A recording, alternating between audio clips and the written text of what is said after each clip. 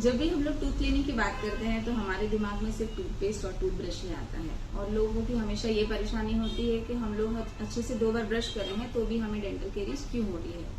तो प्रॉब्लम ये है कि दांतों के बीच के जो गैप्स है उसकी सफाई अच्छे से नहीं हो रही है। तो आज मैं आपको दांतों के बीच की यानी कि इंटरडेंटल स्पेसेस में जो बायोफिल्म बनती है उसके बारे में कुछ बताना चाहती हूँ।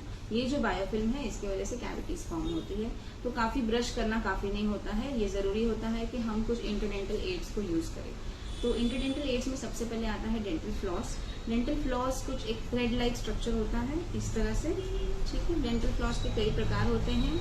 थिन डेंटल फ्लॉस होता है, थिक डेंटल फ्लॉस होता है, वैक्स्ड, अनवैक्स्ड, ताकि वो यूज में जैसे वैक्स्ड होता है तो वो स्मूथ होता है। इसे हम फिंगर्स के बीच में इस तरह से लपेट लेते हैं और दांतों के बीच के स्पेसेस में हम लोग इसे धीरे धीरे यूज करते हैं, बहुत रफली नहीं करते हैं। डेंटल फ्लॉस में भी आपको हैंडल्ड आता है जिसे कि फ्लॉस पिक्स कहते हैं।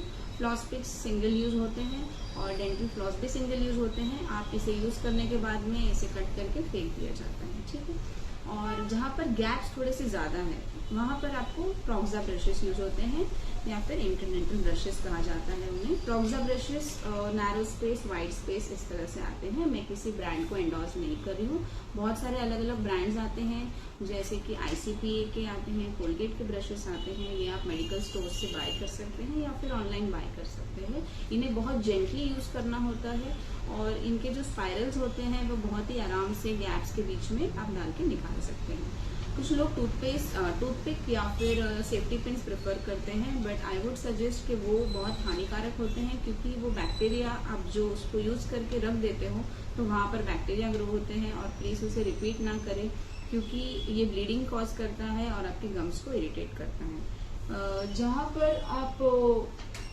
टूथब्रश के अलावा अगर डेली यूज करना चाहते हैं, ये वाटर फ्लॉसर नाम की चीज होती है। मैं ब्रांड नहीं दिखा रही हूँ, बहुत सारे वाटर फ्लॉसेस होते हैं। इसे डेली बेसिस पे यूज किया जाता है। इसे ओरल इरिगेटर कहा जाता है या वाटर फ्लॉसर कहा जाता है।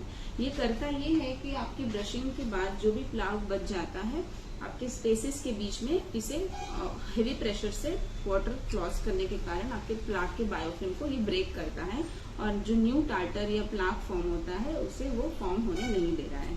तो आपके कैविटीज कहीं ज्यादा कम हो जाते हैं।